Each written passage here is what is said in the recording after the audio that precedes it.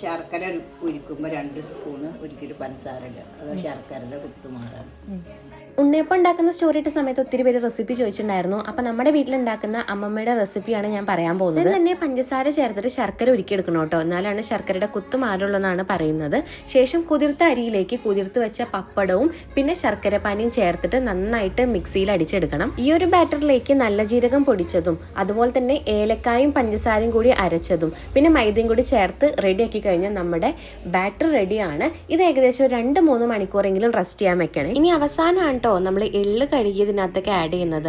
പിന്നെ കുനുകുന അരിഞ്ഞിട്ടുള്ള നമ്മുടെ തേങ്ങ അല്ലെങ്കിൽ കൊട്ടത്തേങ്ങ നെയ്യിൽ വറുത്തെടുത്തിട്ട് അതും കൂടി ഇതിനകത്തേക്ക് ആഡ് ചെയ്യുന്നുണ്ട്. മുന്നേ ആഡ് ചെയ്ത് കഴിഞ്ഞാൽ അതെല്ലാം താഴത്ത് പോയി അടിയുന്നുള്ളതുകൊണ്ടാണ് കുക്ക് ചെയ്യാൻ നേരത്തെ നമ്മൾ ഇത് ആഡ് ചെയ്യുന്നത്. നന്നായി മിക്സ് ചെയ്തതിന് ശേഷം വെളിച്ചെണ്ണ ചൂടായിട്ടുള്ള ഉണ്ണിയപ്പ ചട്ടിയിലേക്ക് ഒഴിച്ചെടുക്കാവുന്നതാണ്. ചൂട് നല്ലോണം കൺട്രോൾ ചെയ്യണം കേട്ടോ, അല്ലെങ്കിൽ പെട്ടെന്ന് കരിഞ്ഞു പോകും.